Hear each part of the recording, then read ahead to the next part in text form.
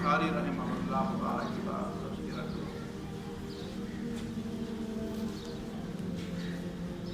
د خپل نوم محمد دی، پلار نوم اسماعیل دی، نیکه نوم ابراهیم دی. ابراهیم بیا د مغیره زوی دی، مغیره د پردیزبه زوی دی. دا فارسی الاصل دی د بخارا باشندگان دی، بل لغت او ژبه فارسی ده. دا پردیزبه چې دی دی خو مجوسي و، د هغه نه د هغه زوی چې کوم مغیره دی دی بیا مسلمان شوی دی. یمان په هغه زمانه کې څوک ګورنر و د بخارا، یمان جعفي، نو د هغه په لاس دی مسلمان شوی دی او بیا دا سلسله هم داسې روانه شوې ده. دې وجه نه د امام محمد بن اسماعیل بخاري ته جعفي وایي. جعفي ورته په دې وجه نه وایي چې د ده نسب نسبا جعفي دی. ولاءن دې ته ولا وایي. ولا په شریعت کې یو خاص اصطلاح ده. یو سړی دی هغه غلام دی، نو هغه د چا سره د ولایت تعلق بیا آزاد شو. آزاد شو، اوس په علاقه کې اوسېږي، نه رور شته، نه پلار شته، نه نیکه شته، نه دلته خیل نسب شته، نه څوک پېژني، رشتې نشته، هغه چا سره ځان وتړي، دې ته ولا وایي. یا دا چې څوک د چا په لاس مسلمان شي، علاقه کې یو سړی دی او هغه د په لاس مسلمان شو، په دغه خو د خپل خاندان نه کډ شو، دغه د خاندان څوک نشته، نو دی د هغه دپاره والي شو. دا د ده او د هغه په منځ کې د ولا تعلق شو. بیا دی او هغه د یو بل سره که د هغه بل څوک بیا وارث نه وي نو دی به یې وارث وي، او که د ده بل څوک وارث نه وي نو دی به یې وارث وي. دا بیا د فقه مسائل دي.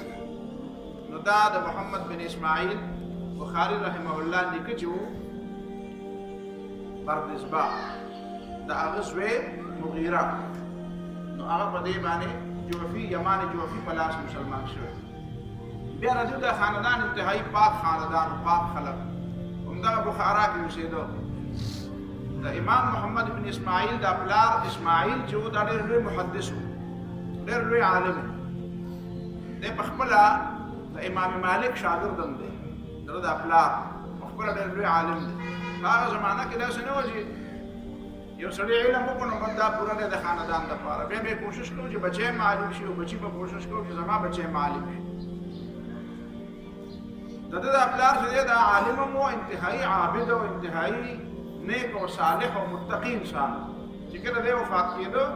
او دا د امام بخاري رحمه الله په وړوکوالي کې وفات شوی دی، دی ماشوم و چې هغه پلار یې وفات شو. دا ټول همداسې دي بیا میندو ته پاتې شوي، د یو تم په حالت کې د یتیموالي په حالت کې بیا رالوی شوي. نو دی چې کله وفات کېده نو ده سره خو مالدار او پیسې ورسره ډېرې وې. امام بخاري وایي زما پلار ما ته 1000 دینار پرېښودي، او هغه ما ټول په خپل ځان او په خپل علم په طلب او په طالب علمانو مې ولګول. یوازې دا نه چې ذهانت او وخت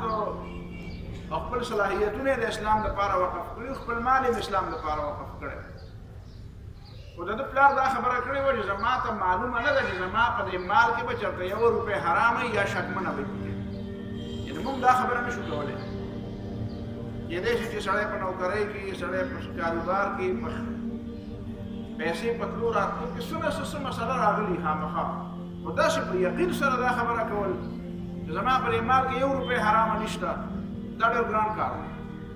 نو د امام بخاري رحمه الله پلار دا ویلي زما په دې مال کې ما ته حرامه روپۍ نه ده ماته. او هم د دې وجه ده چې بیا د سړي په اولاد کې بیا داسې پاک خلک را پیدا کېږي. دا اولاد چې پاک را پیدا کېږي نو د هغې وجه دا ده چې حلال مال یې خوړلی، چا په حرام او مشکوک او شکمن او مردار یې پرې خوړلي، نو هغې کې داسې پاک خلک نه را پیدا کېږي. دا د الله تعالی خپل یو نظام دی. دا پاک علم، دا دین، دا پاک، دا الله تعالی په پاک لوښي کې ورچوي. او که چا له فرض کړو علم ملاو شي، د هغه د علم نه بیا چاته فایده، چې هغه حرامخور وي د هغه د علم نه چاته فایده نه ملاوي. ځان نه به ډېر علامه د زمانې به یې څه به یې څه به یې، خو د هغه د علم نه به څوک فایده وانهلي. به چاته واعظ نصیحت او څوک به د هغه په لاس چېرته توبه ونه باسي، څوک به د هغه د علم نه چاته څه فایده وانهلي چې آخرت پرې خپل جوړ. نو برکت په علم کې دا د هغه چا په علم کې الله تعالی خیر او برکت پیدا کړي چې هغه حلال خوري دغه خوراک پاک. یا ایها الذین آمنوا کلوا من الطیبات یا ایها الرسول کلوا من الطیبات واعملوا صالحا. الله تعالی پیغمبرانو ته وایي حلال او پاک مال خورئ او نیک عمل کوئ. د نیک عمل لپاره او د نیک عمل د قبلېدو لپاره بنیادي شرط څنګه چې ایمان دی، څنګه چې اتباع سنت ده، څنګه چې اخلاص دی، نو داسې حلال مال. دا امام بخاري رحمه الله دیم په وړوکوالي باندې ډېر په ماشوموالي باندې د 10 کالو خوشا د 11 کالو په عمر کې د لوی علماو له فتح ورکړي. د 11 کالو دی په وخت کې حدیث ورته دومره معلوم دی، دومره علم یې زده کړی دی چې یو ډېر لوی عالم په هغه زمانه کې یو حدیث بیانوي او سند بیانوي او په هغه سند کې د هغه نه یو غلطي کېږي او دی ورته وایي چې نه جي شیخ محترم دا لفظ داسې نه دی، داسې دی، دا سړی د سړي دا نوم دا نه دی، دا دی. هغه چې ورته ګوري دی ماشوم ته دا څنګه خبرې کوي او بیا هغه خپله کاپي ګوري نو هغه واقعي د ما نه خطایي وشوه. بیا د ده نه خلک چې لیکل کوي ګویا کې دی چې محدث کېږي، دی چې خلکو ته د حدیثو درس ورکوي. په هغه وخت کې د ده لا ګیره نه ده راغلې. چا ته نه تپوس کړی دی د یو عالم نه چې یاره جي تاسو چې په بغداد کې د احادیث لیکل او امام بخاري تاسو سره ملګری وو، په هغه وخت کې به امام بخاري عمر څومره و؟ یاره جي د امام بخاري عمر هر څومره چې و په اندازه داسې ښکارېده چې د هغه ګیره نه وه راغلې، ګیره نه وه راغلې، امرد و، اختې لا نه و راغلی. په داسې حالت کې دی د حدیثو بیان کوي او د حدیثو شیخ دی. دله الله تعالی ډېر خویونه ښه ورکړي. نشانه بازي د ډېره زیاته وه. ده به وایي ما نشانه بازي او په ګوړو سوارۍ کې دا جهادي تربیت او د ډېر زیات په ذهن کې ارمان و. دا به هم ډېر زیات خلکو دې طرف ته ډېره توجه نه ده ورکړې. امام بخاري رحمه الله به داسې کول چې هغه به په ناسته باندې مرغۍ نه ایسته، مرغۍ به ناسته وه په غشي باندې داسې به یې نه ایستوې، داسې زیاتی ماته ښکاري. اول به یې پاسوله، موږ وایو چې ورېږه چې کښېني نو به یې ولي، هغه به اول پاسوله نو په دې هوا کې به یې بیا ایسته. داسې زموږ په دې وطن کې یو ډېر لوی شیخ او یو ډېر لوی مجاهد او ډېر لوی عظیم عالم د هغه نوم هم موږ دلته لیکلی سید احمد شهید رحمه الله، د هغه هم دا طریقه وه. هغه به وایي زه چې مرغۍ ته دنده راکاږم نو دا به خامخا لګي، دا به خامخا لګي. نو په هغه شاګردانو کې یو کس ورته ووایي یاره جي که نیټۍ نه وګوره نو بیا وایي چې نیټۍ نه یې ګوره نو زما مخې ته راځم نه. داسې به یې نه ویل چې نیټۍ نه یې ګوره بیا یې ولم،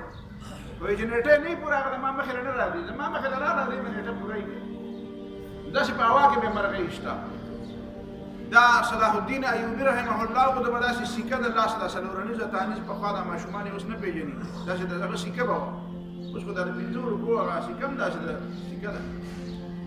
نو دا به یې داسې په دې ګوته باندې داسې وله پخوا چې به مونږ واړه وه شعر خط به م کوو که نه مشرانو ته به پکې داسې به په دې ګوته باندې دغه شعر خط.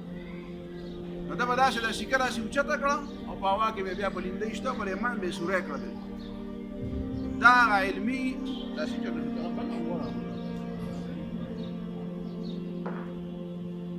دا د علمي مشاغلو سره سره دا جهادي مشاغل دا هم د محدثینو ډېر لوی کمال او داسې به نه و چې ګینې بس وایي چې زه یاره خو د جهادونه دې نور خلک کوي او دین به مونږ بیانو. د جهاد موقع به راتله جهاد دپاره هم تیار و، د علم موقع به و علم ته هم تیار. دا تقسیمات پکې نه وو. نو ده کې دا ډېر زیات کمالات. ده سفرونه ډېر زیات کړي، بغداد او شام او عراق او کوفه او بصره او حجاز او مصر او دنیا چې څومره چې ورته پته وه چې په کوم ځای کې چېرته علم دی، دی وایي زما اتیا د پاسه 1000 استادان دي، 1080 استادان به ما د حدیثو علم زده کړی دی او دې باندې مې دا پروا نه ده ساتلې. چا نه به چا ته پته ولګي چې دا سړی هلته دی او د سره علم دی، نو دی به ته هغه نه به علم زده کوو. او بیا به یوازې دا نه شي بس یو سړی دی ورشه او د هغه نه علم زده کړه، نه هغه ته به یې کتل چې د ده نور کردار څنګه دی. یو علاقې ته ورغی د یو عالم مبارک ورته چا ویلي وي دا ډېر لوی عالم دی، ده سره محادیث دي. ده مزل وکړو ولاړل کلي ته چې لاړ تپوس یې وکړو چې افغانکۍ شیخ وایي چې هغه جي پټي ته تللی دی، دلته پټی دی د هغه خپل پټي خبرګیرې ته تللی دی. چې لاړ هلته کې د هغه نه اس ترېدلی او تښتېدلی او دی ولګېدو دا اس دا عالم ولګېدو ده اوس ورته ګوري، هغه ورته دا جولې داسې نیولې ده او دا چل ورته کوي. دا اس پوه شو چې دا خو مال به جوړې کې سره وړي دي نو روان شو نو پوهېدل دا خو ما مالک چې راغی لیدل کله رانږدې شو نو دا جوړې ښکته پرېښود او د هغې په دې واګو یې حمله وکړه او جوړې خو ته شوه نو امام بخاري رحمه الله د هغه د ملاقات نه بغیر را واپس شو چا دې تپوس وکړی چې ته چې راغلی وې دغه فلانکي عالم نه د حدیث زده کولو دپاره حدیث دې زده کړو هغه وایي د ده نه حدیث نه زده کړو وی ولې وی هغه زناور سره هم دوکه کوي زناور سره دوکه کوي نو دا خو د دین عالم نه دی د دین عالم دې ته نه وایي چې هغه دوکه کوي د چا سره نبی علیه صلات وسلام یو زنانه ولیده یو ماشوم ته ویې بچی راشه څه درکو ماشوم ته برابر شوی وی راشه څه درکومه نبی علیه صلات وسلام ته وفرمایل ګوره که څه وله ورکې نه او ته وایې چې راشه درکوم نو ګوره دا ته دوکه کوې دا ته دروغ وې هغې ویې نه نه کجورې به وله ورکړم چې راشه لږ څه شی وله ورکې به چې څه وله ورکې خو دا نه چې وایې راشه څه به وله درکړم ماشوم به مونږ پورې ونښلي او مونږ وایي نه نه ته ورکړه تا د سره راوړم او تا به دلته بوځم او هلته به دې بوځم او بل دا او بل دروازه به دې بنده کړه او راتښتم دا خو تا په خپله هم ځان په دوکه عادت کړو ماشوم دې هم په دوکه عادت دا خو ته دروغ وایې دا دروغ دي زمونږ خلک دروغ او رښتیا د دې خبرو پروا نه ساتي نو امام بخاري رحمه الله به د دې خبرې ډېره زیاته پروا ساته هر چا نه به علم نه زده کړو حافظه او یاداشت ډېر زیات مضبوط وو یاداشت ډېر زیات مضبوط د خپلې علاقې او د خپلې زمانې څومره علما چې وو څومره علما چې وو هغه علماو دې منلی استادانو دې منلی یعنې دې د امام احمد بن حنبل شاګرد دی هغه منلی چې دا څوک دی دې د علي بن المدیني شاګرد و علي بن المدیني د ده داسې استاد دی چې هغه د اسمان ستوری دی هغه باندې به ده فخر کوو چې دا زما استاد دی او هغه به په ده فخر کوو چې دا زما شاګرد دی یحیی بن معین د محدثینو داسې دی لکه کسوټي لکه ته به وایې چې دغه سره او سپین چې به معلومېږي داسې بې وګورې پتې لګي چې دا سره دي او که هسې سره برنګه سره دي دا یحیی بن معین داسې سړی دی دا د ده استادان ده او دا استادان یې داسې چې دا بخاري کتاب ده ولیکلو دې درې واړو ته یې پېښ کړو امام احمد بن حنبل ته یې دا کتاب مې ولیکلو وایه دا څنګه کتاب مې ولیکلو دا شاهد او دې یحیی بن معین ته یې ولیکلو او دې علي بن المدینې ته یې ولیکلو نو دې درې واړو ورته وویل چې او موږ ستا په علم باندې اعتماد لوی لوی د هغه زمانې لوی لوی علما امام ترمذي د ده شاګرد دی امام مسلم بن حجاج نیشابوري دا صحیح مسلم چې لیکلی دا د ده شاګرد دی امام مسلم خو یو ځل چې دی نیشابور ته لاړ نیشابور ته او هلته د علماو د ده کوم استقبال وکړو دنیا را روانه وه چې یاره بس امام بخاري را روان دی استقبال به د ده داسې استقبال کېده چې به چېرته لاړ د ده به داسې استقبال کېده لکه یو بادشاه استقبال هم داسې نه کېده ځکه بادشاه له خو به خلکو پولیس والا او په زور خلک راجمع کول چې هله دې پاسې هټو بچو هپاسې او لار پرېږدی او جمع شي ودرېږي دله خو به خلک په خپله راتله دا عبدالله ابن مبارک چې د استاد دی د امام بخاري د امام ابو حنیفه رحمه الله شاګرد دی د ده اکثر استادان د امام ابو حنیفه شاګردان دي د ده په دې کتاب بخاري کې ثلاثیات دي ثلاثیات دې ته وایي چې د ده او د پیغمبر په منځ کې درې واسطې دې کې دوه ثلاثیات دي په دوه ثلاثیاتو کې شل ثلاثیات هغه دي چې هغه د امام ابو حنیفه د شاګردانو نه نقل دي دا عبدالله بن مبارک دی په خپله د عبدالله بن مبارک دومره لوی سړی و چې غالبا د هارون زمانه ده او هغه بغداد کې په خپل چت باندې د پاسه ګرځي راګرځي او په دې کې چې ګوري نو عبدالله بن مبارک را روان دی او دنیا ورته را میدان ته راوتلی د دنیا ټول بغداد ورته راوتلی دی نو ده تپوس وکړو خلک د هارون مبارک وایي ممکنه ده چې د هارون د زوی مبارک وایي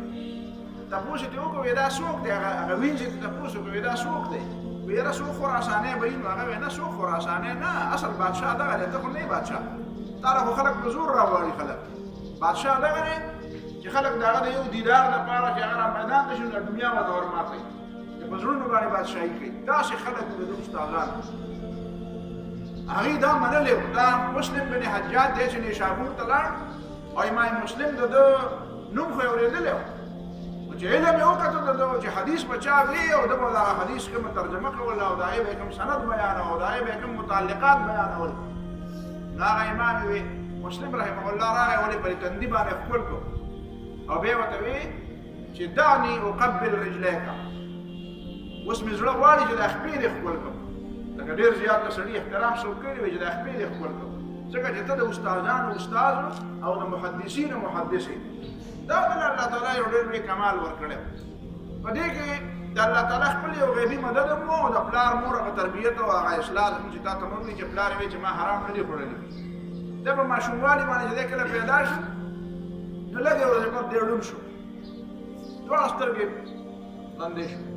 بعد د ده چې کومه مور وه نو هغې به ډېر زیات په الحاح او ډېر زیات په زارۍ به الله تعالی ته دعاګانې کولې مسلسل به الله تعالی نه دعاګانې غوښتې چې الله تعالی دته دا نظر واپس کړي بله ورځ بیا خوب ولیدو د مورې ابراهیم علیه السلام یې په خوب کې ولیدو ابراهیم علیه السلام ورته وایي چې ستا زوی محمد ته الله تعالی ستا د دې ډېرو دعاګانو او د دې ډېرو زارو په وجه باندې هغه نظر واپس کړو بس دا چې د خوب راویښه چې راله خپل بچي نه چې ګوري بچی سترګې غړۍ دواړه سترګې دي هغه خوب یې پټک پټک رښتیا شو ده په خپله باندې خوب لیدلی و استادانو ته یې بیا وایي ما داسې خوب لیدلی دی وایي نبي علیه صلات وسلام مې په خوب کې ولیدو یو مزهدار ښایسته غوندې ببوز یې راسره دی ببوز یې پېژنې که نه پنکه په لاس باندې چې وایي وایي داسې ښایسته غوندې ببوز یې راسره دی او نبي علیه صلات وسلام ته داسې په کلاره کلاره داسې راقومه او دا مچان ورته نه پرېږدمه نبي علیه صلات وسلام قاله مچان را نه شي چلته وایي چې د دې خوب به څه معنا وي د خوب معنا به هغه چاته وایي چې هغه یا ستا دوست دي که په مطلب یې نه هم پوهېږي نو ښه معنا به دله وباسي او یا دا چې هغه ډېر ذهین او پوه نو بیا به دله ښه مطلب وباسي خوب تعبیر بیانول ډېر ګران کار نو علماو ته د خوب تعبیر بیان کړو هغې ورته وایي جوان ته چې هر څه وکړي نو ته به د نبي علیه صلات وسلام احادیثو خدمت به کوې د رسول الله صلی الله علیه وسلم نه به دروغ لرې کوې څوک په نبي علیه السلام چې دروغ ویلي دي که نه نو ته به د هغې اصلاح کوې دا محدثینو چې دا دومره ډېر زیات دا اصول یې جوړ کړي دي دا ټول د یو سړي تاریخ به ورته معلوم و د هغه پلار څوک و د ده نیکه څوک و د علم کوم ځای کړی و د ده استادان څوک و دی خوري څه د ده خوښه سره یعنې د امام بخاري په باره کې د خلکو چې څومره د هغه د ژوند یو شو کتابونه پرې لیکلي شوي په سلونو کتابونه خو په دې برصغیر پاپهند کې به لیکلي شوي دا د علماو مبارک معلومات به کول د یو سړي د راوي د حدیث معلومات به کول دا نن سبا چې دا انټروګیشن دا کوم انداز دی د خلکو که نه چې دا سړي ته ودرېږي او د سړي دا کچه چټه راوباسي دا خو د هغې په مقابله کې هېڅ شی هم نه دی دا خو د هغې په مقابله کې هېڅ شی هم نه دی هغه خوی بوی د هغه حافظه د هغه یاداشت بیا په کوم وخت کې د ده حافظه ښه وه په کوم وخت کې حافظه خرابه وه ابتدا کې څنګه و بیا وروستو څنګه و بیا وروستو څنګه و عدالت یې څنګه و د رښتیا او د دروغو خبره یې څنګه وه یاداشت یې څنګه و ناسته پاسته یې څنګه وه امام مالک متعلق نه دا خبره درته نه وه کړې بل ورځ امام مالک وایي چې دې مسجد نبوي کې په دې مسجد نبوي کې 80 کسان ما داسې لیدلي دي چې که تاسو د هغې په لمنه قسم وخورئ که نه چې ده به ګناه نه کړي نو تاسو به حانسېږئ نه او که څوک درته ووایي د ټولو نه غټ زبرګ کوم یو دی او غټ پاک سړی کوم یو دی نو ته به ورته وایې چې دا یو داسې مې 80 کسان لیدلي دي او حدیثونه یې خلکو ته بیانول خو د هغې نه ما حدیث نه دي نقل کړی وایي دا د حدیثو د نقل کولو قابل نه و چا دې تپوس وکړه چې امام مالک صاحب چې دومره غټ غټ زبرګان او دومره غټ غټ نیکان نو دا د حدیثو د نقل کولو قابل ولې نه وي د حدیث ولې نه نقل کوو خلکو د زبرګانو نه خبرې نقل کوي وایي نه وایي د دې به په چا باندې بد ګمان نه راته وایي دې ته به چا ایله مونځ داسې کړو په قلاره باندې مونځ وکړو سړ پرې ورته ځوړند کړو دا ښه سړی دې ته به یې کتل نه چې ښه سړی صرف په دې نه ښه سړی کېږي چې ځوړند سټې نیولی او مونځونه اوږده اوږده کوي وایي دا وایي دوی به په چا بدګماني نه کوله ګماني پکار دی ښه ګمان پکار دی نه چې تا د حدیث نقل کړي نو ته به په شک کې چې یاره دا سړی چې د حدیث نقل کوي چې ورګه چې دا څوک دی په دې ته بیا نه ګورې چې سپینې جامې اغوستې دي او ښه مزېدار ځوړند سټې نیولی اوږده اوږده مونځونه کوي نه په دې چل کار نه کېږي وایي چې باقاعده به معلومات کوي د ده د هرې خبرې معلومات وایي دوی خو بس په سړي باندې ښه ګمان نه کوي چې نه ښه سړی دی هلکه ښه خبره به یې کړې او چا نه به یې اورېدلي او ورپرېږدوی بس ښه دی داسې مسلمان سړی دی ګوره ورته دې شقي ته وګوره که څومره ښایسته شکل یې دی مطلب به دروغ نه مطلب به حدیث وایي دا دروغجن حدیثونه خو همداسې په دنیا کې خواره شو که نه دا دروغجن حدیثونه خو همداسې خواره شو چې چا په خلکو باندې اعتماد وکړو د هغه متعلق معلومات ونه کړو دا نن سبا لږ خورېږي سړی لګیا دی او خبرې کوي حدیثونه خلکو ته وایي یا لکه ستا کار څه دی یاره جي هغه خو فلانکي ځای کې داسې دی یا لکه دا عالم دی دلته د علم شته دی میدان نه جي بس خو ښې خبرې اورېدلې دي د نورو نه اورېدلې او نورو ته یې وایي نو دا دروغ خو په دې طریقه خواره شي نو وې د دنه زه حدیثونه نه وایم د دنه زه نه نقل کوم تاسو ته په دا ښه سړی ښکاري خو ما ته دا ناقابل اعتماد ښکاري زه به د هغه چا نه حدیث نقل کوم چې د هغه په باره کې ما ته دا پته وي چې د سړي لغه معلوموي او هغه اصل تېره شي چې دا د دې قابل دی او که نه دی نو امام بخاري رحمه الله به دا کول دې علما محدثینو به یو ټوټه ګپ لګوي یو بل سره چې براجمه شو که نه وې راځئ چې کینو چې غیبتونه کوو وې راځئ چې کینو غیبتونه کوو خلکو ته وایي چې هلکه دومره لوی لوی علما دي او محدثین دي او حدیث راجمع کړي دي او ویې وګوره او ته یې ماته واورېده وایي راځئ چې غیبتونه کوو نو که ستا منسبرګان به وي به چې زه مړه د دې نه خو حدیث ورته واورم دا غیبتونه کوي لکه نن سبا موږ هم خلک وایي تاسو غیبتونه کوئ دا حکمرانانو پسې کله کله موږ راوالو که نه پسې ووایو چې یاره دی دا کوي ګوره ورته وایي هغه دا د خلکو غیبتونه کوي وایي دا پکې دا حدیث وایي نو هغې علما به راجمع شي وایي راځئ چې غیبتونه شروع یو بل ته به یې وخاندل نو غیبتونه مطلب به وایي د امیانو ته غیبت دی وایي دا غیبت وی دا ګناه وی دا دین دی دینو عبد الله ابن مبارک نه دا خبره نقل ده وی من الدین کشف العیب عن كل کاذب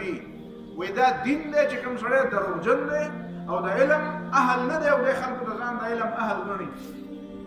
او خلکو ته ځان داسې پیش کوي لکه چې د علم ډېر لوی ستن یم وی دا دروغ به خلکو ته راښکاره کوي وعن كل بدعي اتى بالبدائع او د هر هغه بدعتونه به خلکو ته راښکاره کوي چې دی خو ځان ته مسلمان وي او مؤمن وي او ځان ته اهل سنت وي او دی بدعتي او په دین کې نوې خبرې دا نه کوي ولولا رجال مسلمون لهدمت که داسې نران مسلمانان نه وی چې هغې هر سړی په تله تللی چې او ته دا خبره کوې او ته د دې خبرې اهل یې که نه نو د دنیا په باره کې دې په تله باندې تللی سړی ته وایي زه ډاکټر یم او دا دی چاړه راسره ته کېږي چې سیرم دی وی په تشي مې درد دی وی کېنه چې سیرم دی وایي چې یاره ته خو نه ښکارې ډاکټر دا کار به ډاکټر په شان نه ښکاري ستا کلینک کوم دی ته په کوم ځای نه فارغ یې تا څه ډګري کړې ده ته سرجن یې که نه نو په دین کې داسې کوې چې بس خو داسې مې اورېدلې ده نو بس یو سړي داسې خبره کوله او سړی څوک و نو پته راته نه لګي یاره نوم یې نه پېژنم من الدین کشف العیب عن كل کاذب ولولا رجال مسلمون لهدمت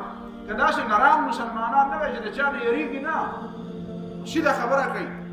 د ځان په باره کې هم کوي د پلار په باره کې هم کوي لهدمت صوامع دین الله من كل جانب بیا خو د دین د ستنې او د دین د بنیادونه به هر چا وران کړي وي خلکو به د ځان حدیثونه جوړولی ستې ګرې به یې ورته پرېښې وي او ویې به چې دا حدیثونه دي او بیا به د دروغجن حدیثونه نو دروغجن حدیثونه خلکو خورول بیا به داسې خلک را پیدا شي چې هغې د پلار پروا هم نه ساتله دا چې تا ته ما ویل امام بخاري دا درې غټ غټ استادان علي ابن المديني دا علي ابن المديني د پلار محدث دی د پلار حدیث بیانوي او په دې اخره کې بیا حافظه خرابه شوې وه چې لږ بوډا شو بیا دې داسې خبرې به دې ګډې وډې کېدې نو ابتدا کې خو به د خلکو خبرې اورېدې ده به په خپله دی خو شاګرد دی او دی خو د امام بخاري استاد دی نو دا خو څوک دی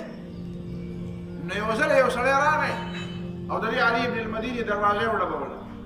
چې راووتو ورته یې وایي دې ستا نه یو تپوس کو وایي څه وایي ستا دا پلار چې کوم دی که نه وایي دا د حدیثو د نقل کولو قابل دی که نه دی د ده نه حدیث واورم که نه اورم د ده شاګردي وکړم هغه ورته وایي یاره مهرباني وکړه زما نه تپوس مه کوه د بل چا نه تپوس زما خو پلار دی نو د بل چا نه تپوس وایي نه ستا نه تپوس کوم هغه وایي یاره خدای ته وګوره خو زه که نه خو د بل چا نه تپوس وکړه هغه وایي نه ستا نه تپوس کوم چې ستا دا پلار د دې قابل دی چې حدیث دې واورم بس هغه داسې سات سوچ وکړو وی انه لیس بذاک اول وی انه دین مسله د دین مسله ده د پلار والي او د زوی والي خبره نه ده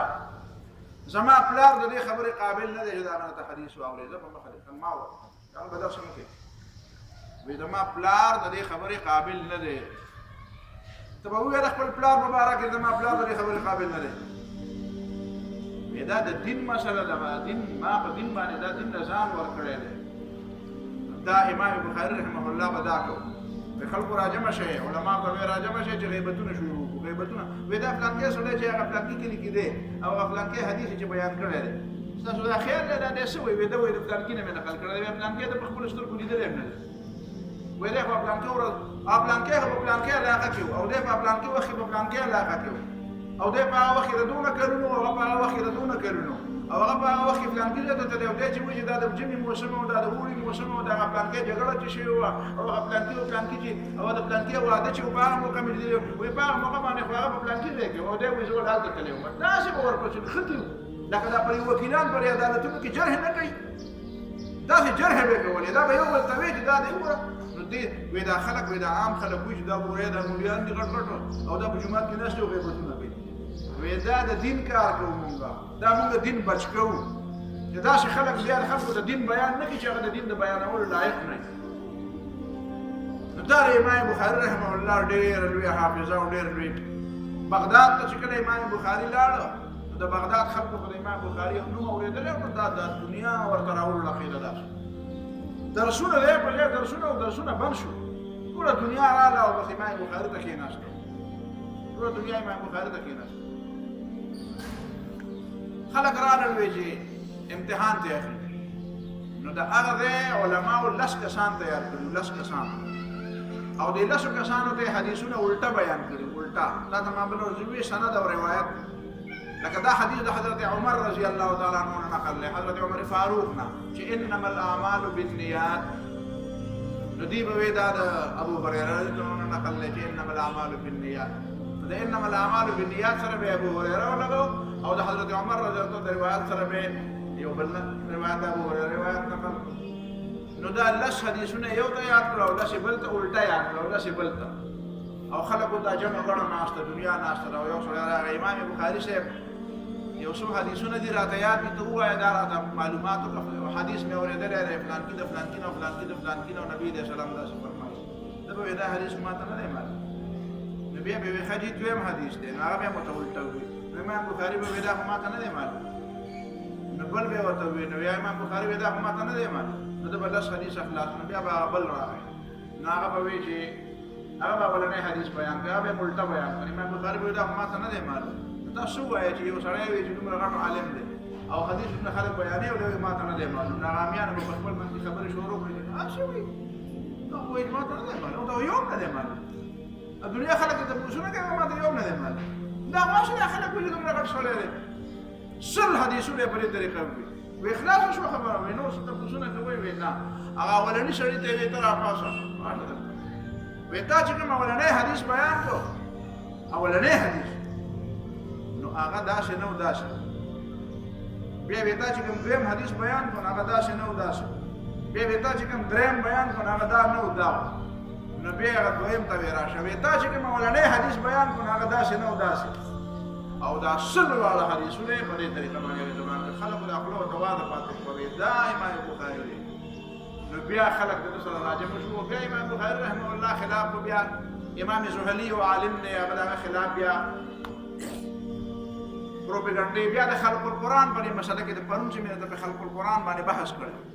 د خلق القرآن باندې مسله کې د خلکو تاسو کو خلک بیا مخالفت لپاره بیا خلک لاري ګوري کنه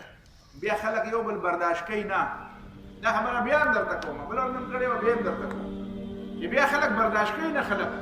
وکړ دا چې مسله کې تم خیر د خدای د دین خدمت کوي ولم د الله د دین خدمت کوي خو پرې چې دا غیم کوي او دین کوي نو دې تاسو درو ته چې ته په هغه څه درو وي نو خلق رالم نو یو عجیبه غونه جمله ته تاسو وکړه قرآن خو مخلوق دی دا د چا عقیده وه دا د معتزله عقیده زمونږ استاسو عقیده څه ده چې قرآن د الله تعالی کتاب دی مخلوق نه دی په دا مسله به یو ځل هر شو چې قرآن د الله تعالی کتاب دی او مخلوق نه دی دا چې مخلوق ورته وایي دا د څوک وایي دا د ګمراه کم ګمراه خلک د دې امام بخاري نه یو سړی ورته تیار کړی او هغه ته تپوس ورته وی چې دا راته ووایه چې لفظي بالقرآن مخلوق ام لا زه چې د قرآن باندې تلفظ کوم او د قرآن باندې د ادا کوم او ویم نو زما دا وینا د دې قرآن دا مخلوق ده که نه ده تاسو په خبره پوهېږئ اوس په دې عام سړی څنګه پوهېږي چې دی وایي دا نه ده مخلوق نه دی معنا دا چې زما دا تلفظ دا قدیم دی یعنې زه قدیم یم او که زه وایم چې نه او که نه دا خو مخلوق دی وایي به چې ښه او که زمونږ یو مدرس زمونږ استاد و الله تعالی دې وبخښي ما ډېر زیات علم د هغه نه څومره چې لږ ډېر الله تعالی راکړی دی نو د هغه پکې ډېره بیا حصه ده هغه په دې زمانه کې داسې و چې هغه په علم باندې هر څوک قایل و، که د چا خوښ و که د چا نه و خوښ و، د هغه د علم خلک قایل وو. مولانا عنایت الرحمن رحمه الله دا دارالعلوم رحمانیه درګۍ، دا درګۍ ملکان درګۍ نه دلته دارالعلوم مخکې پرې شیرګل سره او خوشحالګل سره نږدې و، بیا هلته لاړم. نو ما ابتدایي 4 کاله د هغه نه درس ویلی دی، بیا مې د وروستو نور علماو نه ویلی. هغه به دا خبره ډېره زیاته کوله، هغه به دا د خلکو دا عجیبه غوندې کې خبرې به یې کولې که نه، خبره مې څه کوله خو هغه رانه یېره شوه چې هغه به څه خبره لفظي بالقرآن مخلوق، دا تلفظ چې زه پکې نو هغه د یو عالم سره د مناظرې خبره. نو په دې عربۍ ژبه کې دا زور او زیر او پیښ نه وي چې وایي ان الله علی کل شیء قدیر. نو قدیرون کې دا پیښ چې پکې ووایې که نه نو دې ته ضمم وایي او دې ته رفع وایي، او ان الله کې دا لفظ د الله کې دا زور دی نو دې ته فتح هم وایي او دې ته نصب هم وایي، او علا کلی په دې کلی کې په دې لام چې دا زیر دی نو دې ته کسره هم وایي او دې ته جرم وایي. نو په پښتو کې خو جر څه ته وایي؟ وایي جر یې کړو. ستاسو په دې کومه علاقه کې په مردان کې خو دې ته جر وایي، وایي د مړه وایي پلانکۍ جر کړو، په نورو علاقو کې بدایي کې باندې خو پټ ته جر وایي. نو وایي زما او د هغه مناظره وه، مناظره وایي ما به په مناظره کې عبارت ووایه، په مناظره کې به دا وایي دا پلانکۍ، نو وایي چې ما ورته وایي چې عبارت ووایه، وایي چې هغه عبارت ووایي نو هغه عبارت کې رفع ده وویل او پکار جر و، ده پیښ ووایي پکار زیر و. نو وایي ما ورته وایي چې غلط دي ووایي، اوس خلک خو لګیا دي ناست دي، په کې عوام هم ناست دي، علما هم ناست دي. وایي د هغه یو عالم ملګری و، وایي هغه نوم یې اوس نه علمه، د هغه مولوي صاحب نوم یې واخیسته، وایي چې فلانکي جر مطلب یې دا دی چې د مولوي صاحب در باندې اعتراض کوي او ته پیښ وایي نو کسره وایه جر وایه. وایي چې هغه خپل ملګري ورته وایي چې فلانکی مولوي صاحب لکه عبدالله مولوي صاحب دی، وایي چې عبدالله مولوي صاحب جر، وایي چې هغه امیانو چې واورېده چې جر وایي چې لاسونه پسې وایي چې فلانکی جر وایي، بیا چا خبره نه اورېده. وایي زه مریان شوم چې خبره څنګه کوم ځای وله خبره کوم ځای ته ورته وایي سړی راته جر کړ. وایي هغه بیا د هغه نه یو وخته، وایي زه بیا وروسته پوه شوم چې ښه دا ما چې ورته وایي چې شی دې غلط وایي نو ما به ورته داسې نه وایي چې ته پړ شوې، خو ما ورته وایي چې شی دې غلط وایي، هغه بل پرې پوه شو چې د زور په ځای باندې زیر ویل پکار دي یا د پیښ په ځای زیر ویل پکار دي او د زیر دپاره خو جر دی، نو چې هغه ورته وایي چې جر وایه نو هغه امیانو چې واورېده وایي جر. خبره تاسو ورسېدئ؟ نو دا خلک په مناظره کې راټینګوي، خبره یوه یو خبره د مناظرې ولې نه وي پکار، ځکه چې خبره په خپل ځای پاتې شي او په دې جرمر کې خبره افادې خوا شي، بیا چې څوک ډېر چالاک وي ولکه د وګټل. نو دلته اوس د امام بخاري باندې دا امتحان راغی چې دا اوس څه ووایم دې خلکو ته، که دا ووایم چې دا لفظي بالقرآن مخلوق، دا زه چې تلفظ کوم د قرآن دا زما را طرف قرآن نه دی مخلوق، خو زما را تلفظ څه دی؟ زما دا ادا، زما دا پرانونسیشن، دا چې دا تلفظ کوم دا ادا کوم نو دا مخلوق دی. نو چې خلکو ته وایي دا مخلوق دی، وایي دا لفظي بالقرآن مخلوق، بس خلکو پرې وایي چې جل دی، ګوره سړی خو ډېر لوی سړی دی او ډېر عالم هم دی او پوه هم دی، خو یوازې به پوهه کار نه کېږي، دننه پکې څه مسله شته څه شی په نو خلک دې په دې باندې بدګمانه کول. بیا به هر حال امام بخاري رحمه الله د دې ټولو مشکلاتو نه او د دې ټولو دورونو نه تېر شو، نه خپل کلي ته لاړ، بخارا ته چې بخارا ته لاړ، هلته د بخارا چې کوم ګورنر و هغه ته پته ولګېده چې دا استقبال یې وشو، دا دومره ورته یې وایي چې داسې چل به وکړي چې زما محل ته به راځي، هغه د ګورنرانو محلونه وو، زما محل ته به راځي او ما ته او زما بچو ته به دا بخاري وایي. امام بخاري رحمة الله علیه ورته وایي چې علم خو په چا پسې ګرځي نه، علم پسې به پخپله راغی، کویې په تږي پسې نه ځي، تږی به په کوی پسې ځي. نو وایي ښه نو زما دا 2 زامن دي، دا به ستا جومات ته یا ستا ځای ته یا ستا کور ته به درځي، نو دا چونکې د ګورنر زامن دي نو دا به د نورو هلکانو سره د عامو خلکو سره به یو ځای نه کښېنئ، چې دې ته سبق ویل نور به ورسره نه پرېږدي. هغه ورته وایي د علم نه به څوک شړلی نه شي، د علم نه، علم خو د پیغمبرانو میراث دی، د پیغمبرانو د میراث نه خو څوک پاسولی نه شم چې د غریب سړي زوی راځي او پکې کښېني او ته ما ته وایې چې دی به دی وایي ښه ده نو چې بیا دام نه کوې او دام نه کوې نو زه د دې کلي نه وځم. نو هغه وایي صحیح ده وبوځم. خلک وایي که نه وایي یاره زه امام بخاري به د خپلې بخاري حفاظت به یې کړی وی، ګوره دی چې ډور پاتې شوی وی، داسې به وی او هغسې به وی. خلک خبرې ډېرې کوي په دې خبرو هر څوک دا د هر چا سره د شعر کولو خبرې دي نه پته نه لګي چې علامه اقبال شعر دی او که د بل چا شعر دی. ویونه ای دل هر گھڑی آنسو کا دریا چاہیے दास्तान जैसी हो वैसे सुनने वाला चाहिए। दास्तान और किस्सा هغه چاته کوه چې څوک پرې پوهېږي، چې څوک پرې نه پوهېږي هغه د هغه کیسه مه کوه. د هرې کیسې دپاره هر څوک د اورېدو نه وي، هر څوک د هرې خبرې د اورېدو او د هر خبرې د شیر کېدو نه وي. چې تا چا د هره خبره شیر کړې ته به څه ویې ورته او هغه به چې څه جوړ کړي خدای خبر.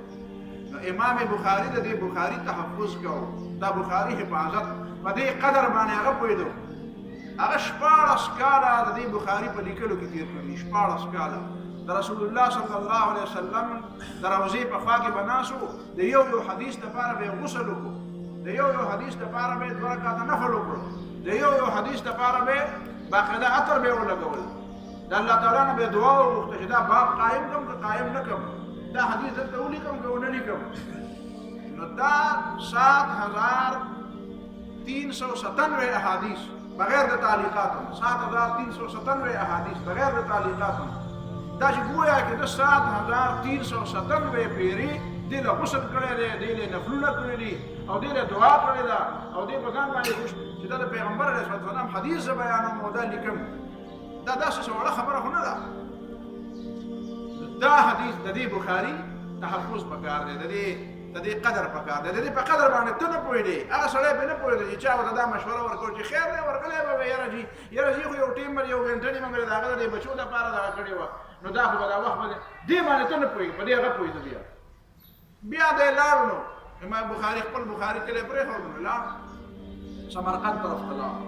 سمرقند طرف ته چې لاړ، په لاره کې په یو ځای کې خرطنګ نوم یو ځای دی، په هغې کې لا دی و بیمار شو.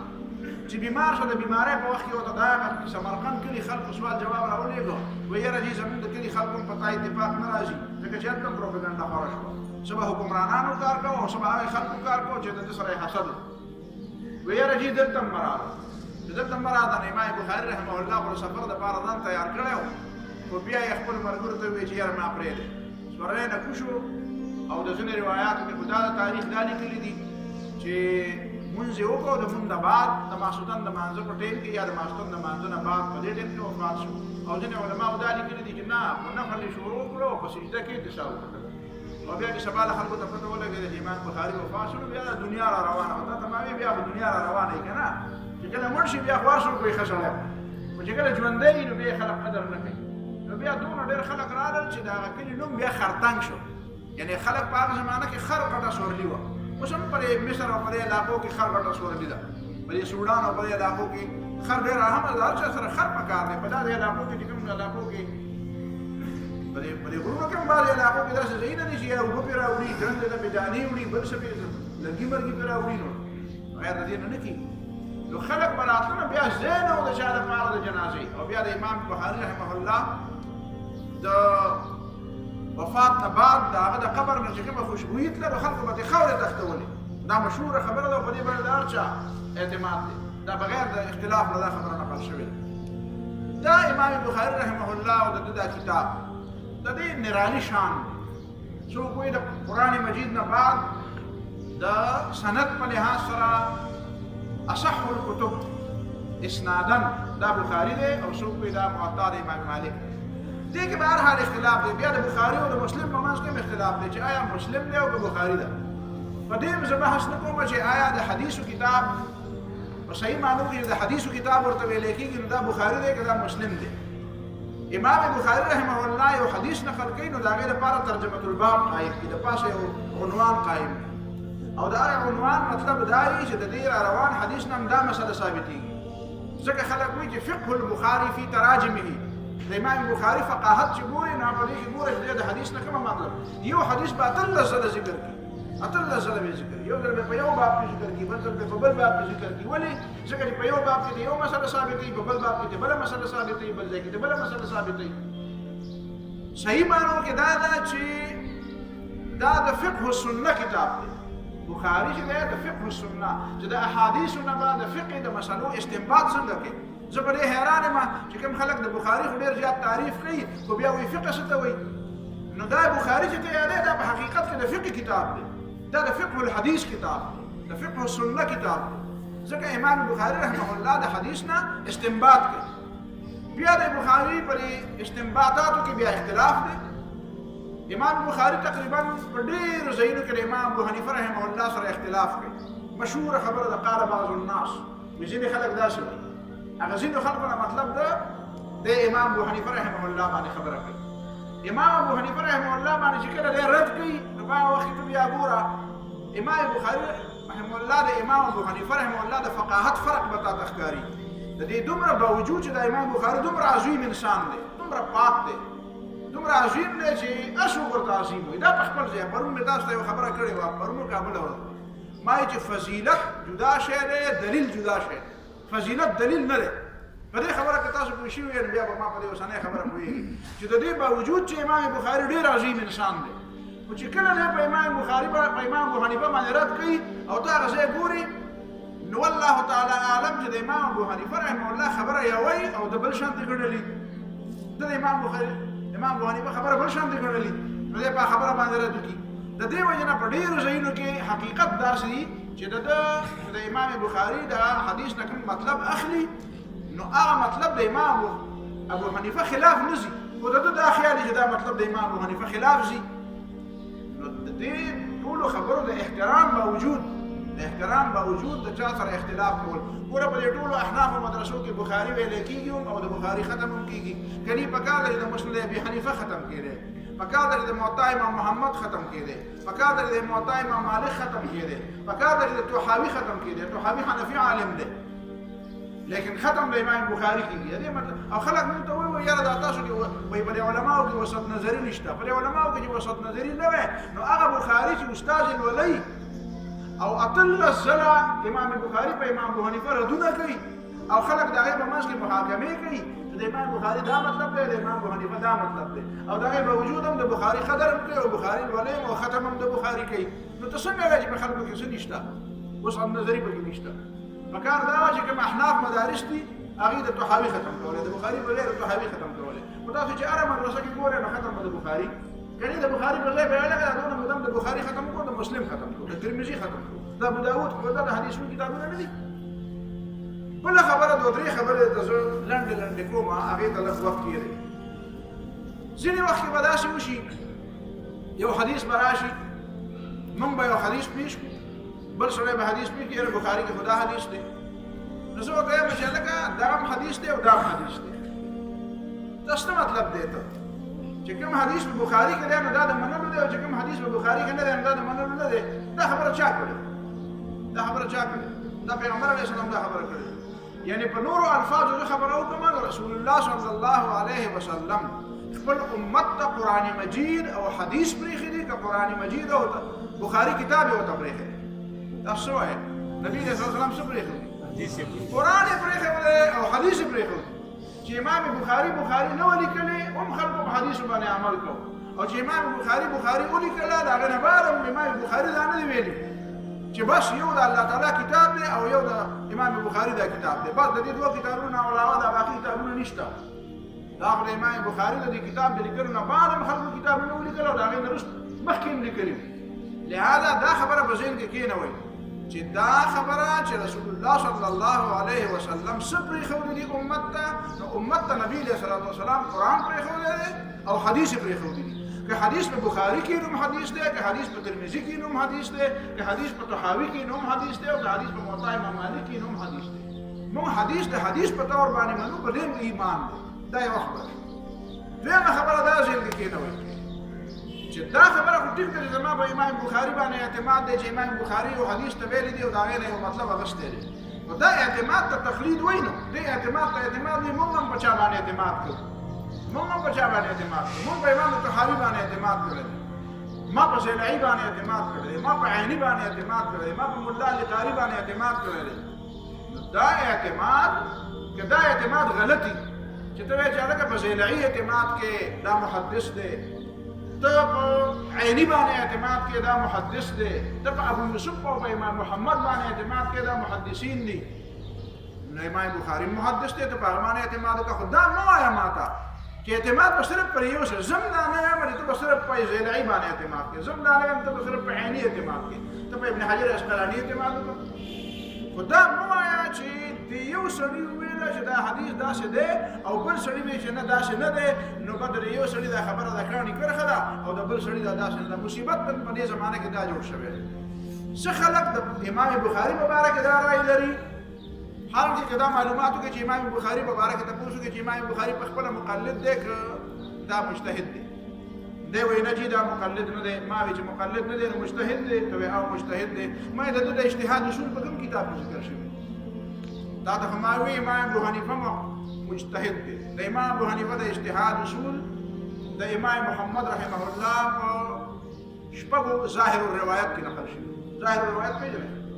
د امام ابو حنیفه رحمه الله د مسلک چې کوم بنیادی خبره په دې شپږو کتابونو کې نه، نو خلک وایي دا په ظاهر الروایت کې نشته، دا امام ابو حنیفه به نه نقل کړي، دا به بل چا نقل کړي. دا د امام محمد رحمه الله کتابونه دي. یو دی سیر صغیر، یو دی سیر کبیر، یو دی جامع صغیر، یو دی جامع کبیر، یو دی مقصود او یو دی زیادات. دا شپږ کتابونه دي. په دې شپږو کتابونو کې دا خبره نقل چې ابو حنیفه دا وایي، نو دې معنا دا دی دا د ابو حنیفه د مسلک خبره ده، دا د هغه د مسلک خبره او دا د هغه اصول اجتهاد دي. دا ته ما پرون وویل د امام مالک،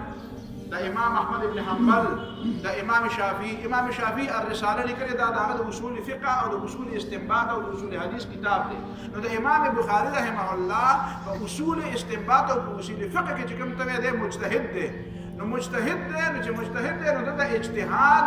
او د فقه هغه اصول او د استنباط هغه اصول د اجتهاد چې د فقه دي هغه کوم کتاب ذکر شوي دي؟ امام بخاري هغه اصول چا ذکر کړي؟ امام بخاري په خپل ذکر کړي چې بل چا ذکر کړي؟ دا د دې سوال جواب به ما راکېږي. لہذا دا معنا چې امام بخاري رحمه الله په زیاتو مسایلو کې د امام شافعي رحمه الله مقلد دی، په هغه باندې اعتماد دی.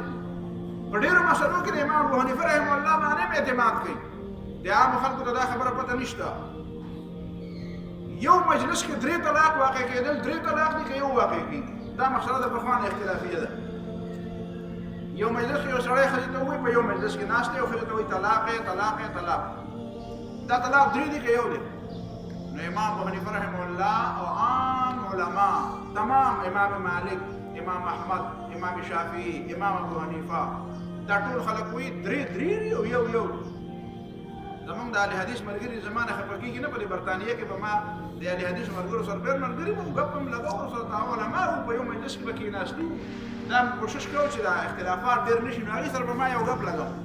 ما به ورته وایي خفه کېږئ به نه، واسې دا راته ووایه چې ستاسو د دې برطانیې والا په منځ کې یو شی مشترک دی، په دې نه پوهېږم. وایي څه؟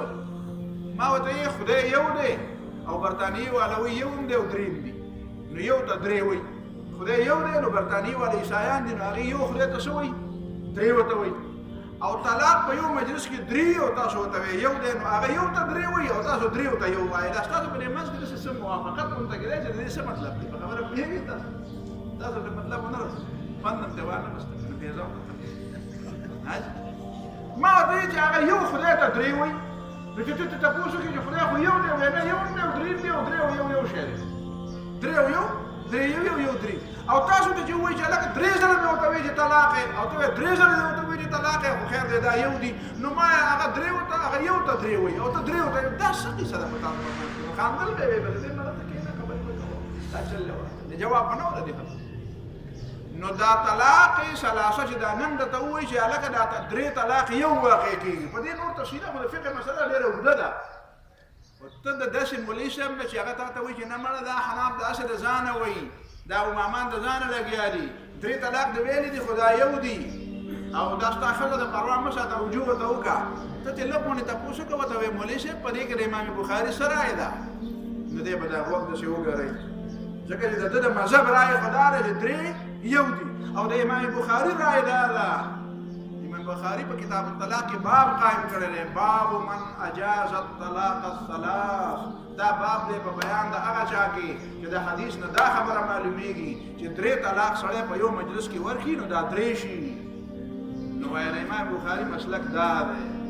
نو دا مه وایه چې دا امام بخاري همیشه دپاره د امام، نه، په دې مسلک کې دا دی په ښکاره په ډاګه به امام بخاري رحمه الله د امام ابو حنیفه د مسلک خبره کوي. دا دویمه خبره. دا دویمه خبره باندې ډېر زیات په طریقه پوهې کړه چې یو سړي ته یو محدث ته د دې خبرې حق نه دی حاصل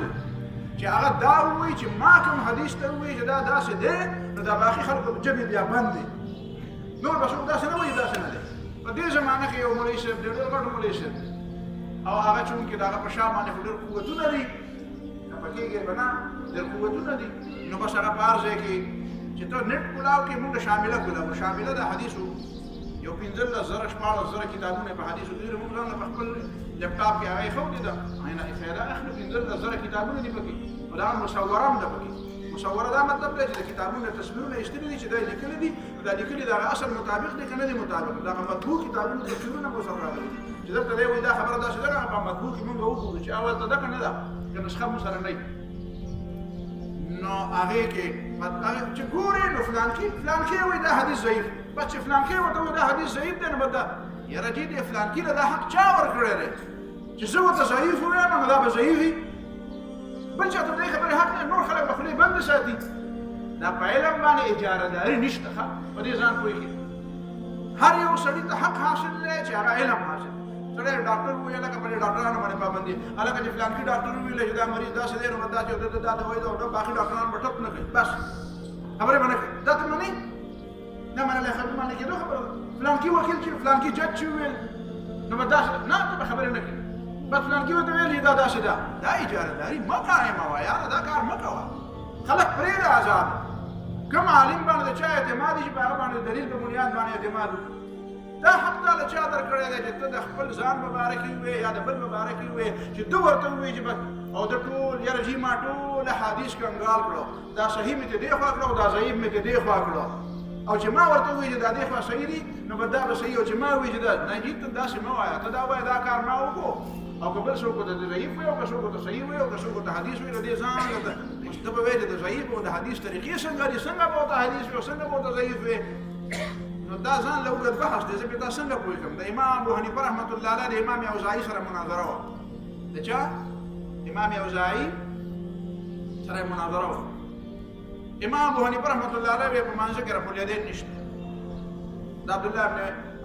مسعود خبري حدیث ورته نقل کړ. امام اوزاعي ورته حدیث نقل کړ د عبدالله بن عمر رضی الله تعالی عنهما. وایي عبدالله بن عمر وایي چې نبي علیه السلام په مانځه کې رفع الیدین کړي، د اولني تکبیر نه علاوه رکوع ته ښکته کېدو بره کېدو کې لاس اوچت کړي. نو بیا مناظره شروع شوه. چې مناظره شروع شوه نو امام اوزاعي امام ابو حنیفه ته وایي زما حدیث تا د حدیث نه زیات مضبوط دی. وایي ولې؟ وایي ځکه چې زما د حدیث واسطې کمې دي، زما او د پیغمبر په منځ کې واسطې کمې دي. چې واسطې کمې نو حدیث مضبوط دي، او ستا او د پیغمبر په منځ کې واسطې ډېرې دي. زما واسطې 3 دي او ستا واسطې 4 دي. امام ابو حنیفه ته وایي کېنه په واسطو نه کېږي. وایي سړي را میدان ته کا، ستا راویان څوک دي؟ نو هغه ورته خپل راویان وایي. امام ابو حنیفه ورته خپل راویان وایي. امام ابو حنیفه ورته وایي زما په راویانو کې حماد دی، زما په راویانو کې ابراهیم دی، زما په راویانو کې علقمه دی، او زما په راویانو کې ابن مسعود دی. وایي ته د خپل راویان را میدان ته که ستا د دې راویانو په مقابله کې زما د دې راویانو په مقابله کې ستا د راویانو څه حیثیت دی؟ ستا د راویانو نه زما راویان، ستا د سړو نه زما سړي ډېر زیات فقیهان دي. نو دلته پته ولګېده چې امام ابو حنیفه رحمه الله وایي واسطې دي ډېرې، خو سړی فقیه دی که نه دی؟ که سړی فقیه دی نو خیر دی که واسطې ډېرې دي، او چې سړی فقیه نه دی نو خیر دی که واسطې کمې دي، نو هغه حدیث به ضعیف کېږي. وایي زما پته ولګېده چې د امام ابو حنیفه رحمه الله په نسبت باندې د حدیث د قوت دپاره فقاهت د راوي شرط دی. د راوي فقاهت شرط دی. ته به وایې چې موږ عام خلک درته ناست یو، ته داسې لګېږې لکه چې علما ورته لګېږي. نو خیر دی دا موضوع د علم ده. زه خو بنیادي طور د مدرسې استاد یم برادره. کالج ته خو زما اوس 10 کاله وجود کې راغلی یم. زه خو قسمت بینک لم بوتلم او بار ته بوتلم او دلته دا جدا خبره ده. خو زه خو بنیادي طور د مدرسې مدرس یم. زما اصطلاح خو د مدرسې ده. خبره دا ده چې حدیث به مضبوطېږي کله؟ فقاهت د راوي فقیه دی که نه دی؟ کم سند کم چین چې تا سره دی. یو بله خبره هم درته کومه، د حدیث دا صحیح او دا ضعیف نوم چا ایښودی د ټولو نه اول؟ ټوله دنیا چیلنج کوي. د ټولو نه اولنی سړی هغه کوم یو دی؟ هغه څوک و چې چا د حدیث په اصطلاح کې د صحیح دا لس متعارف کړی دی؟ دا امام ابو حنیفه و. دا څوک و؟ دا امام ابو حنیفه و. د امام ابو حنیفه رحمت الله علیه نه مخکې دا اصطلاح نه وه. دا اصطلاح امام ابو حنیفه رحمت الله علیه جوړه کړه. ټوله دنیا اوس وایي دا صحیح دی او دا ته ته وایه کاکا دا صحیح او دا غیر صحیح دا اصطلاح چا جوړه کړې وه ول دې نه خبرې زما د خبرې مطلب دا دی چې دا داسې خبرې نه دي چې ګینې دا خلک لګیا دي چې دا نور خلک درته کې د کدوانو پاڼې چا ویلي دي او د نورو خلکو چې دا هر څه ویلي داسې خبره نه ده ښه دا درې آخري خبره د دې مبارکه دا ده امام بخاري مبارکه دا درته کوم چې د بخاري کمال څه دی د بخاري کمال دا دی چې امام بخاري رحمه الله گویا کې د اسلامي فلسفې بنیاد کېښود مخکې هم بنیاد خلکو ایښودل امام ابو حنیفه په بل انداز کې ایښودل و امام بخاري په بل انداز کې کېښود د امام بخاري په زمانه کې خاص کر د بخاري د اخرنۍ د دویم جلد د اخرنۍ باب کتاب التوحید کتاب الرد علی الجهمیه په دې کې چې امام بخاري په ګمراه فرقو باندې کوم ردونه کوي په شیعو باندې رد کوي په جهمیه او جبریه باندې رد کوي په نور معتزله او خوارج باندې رد کوي اخرنۍ باب د بخاري او اخرنۍ حدیث د بخاري د ابو هريره رضی الله تعالی عنہ کلمتان خفیفتان دا په څه باندې دی دا اخرنۍ کتاب التوحید دی او اخرنۍ باب دا باب د وزن الاعمال دی وزن الاعمال باب قول الله تعالى ونزع الموازين القسط ليوم القيامه دا اخرنۍ باب دی د بخاري او بیا پای کې د ابو هريره رضی الله تعالی عنہ حدیث نقل کړی چې کلمتان حبیبتان الى الرحمن ثقيلتان في الميزان خفيفتان على اللسان سبحان الله وبحمده سبحان الله العظيم دې کې امام بخاري څه کوي دې کې امام بخاري په معتزله او په جهمیه او په جهم بن صفوان باندې رد کوي وای هغه وایي چې حدیث کې چې دا راغلي دي چې د اعمال د بني آدم مترلې کېږي نو وای دا څنګه د موږ به څنګه ترلې کېږي وای روزه به څنګه ترلې کېږي دا خو څه شی نه چې راوایلی او په تله کې کېدی وایي دا یعنې دا ته ما ویلي وو که نه چې دې حدیثونه په عقل باندې تلي پرون مې درته خبره کړې وه که نه او حدیث په عقل نه تللی کېږي عقل به په حدیث باندې تلي نو ګوره وایي امام بخاري وایي رسول الله صلی الله علیه وسلم وایي چې سبحان الله وبحمده سبحان الله العظیم وایي نو دا په ژبه باندې په اسانه دي خو په میزان کې دا خبرې درنې دي نو یعنې دا به تللی کېږي ګوره د هغوی د عقل په مقابله کې حدیث پیش کوي دا فلسفه ده د اسلام دا کوم خلک چې عقل چیچلي دي دا عقل ګزیده دي څنګه چې مار سړی چیچي که نه نو دا ځینې خلک عقل چیچلي نو عقل نه به دومره اختیار نه ورکوي چې دا وچیچي نو دا عقل چیچلي چې کوم دي د دې علاج امام بخاري دا نقل کړو چې دی درته وایي دا عقل داسې وایي ته وایې دا عقل دی داسې وایي خو ستا دا عقل نه دی دا عقل دی دا چیچل کوي پیغمبر داسې وایي دا فلسفه ده د امام بخاري دا بخاري زده کول غواړي او د دې باوجود امام بخاري باندې ایمان زمونږ نشته په امام ابو حنیفه هم زمونږ ایمان نشته ایمان هم په الله او په رسول باندې راوړی او د هر چا خبره چې د الله او رسول ته نږدې هغه به الو او احترام به د ټولو کوو دا ټول زمونږ د سر ګلونه دي واخر دعوانا الحمد لله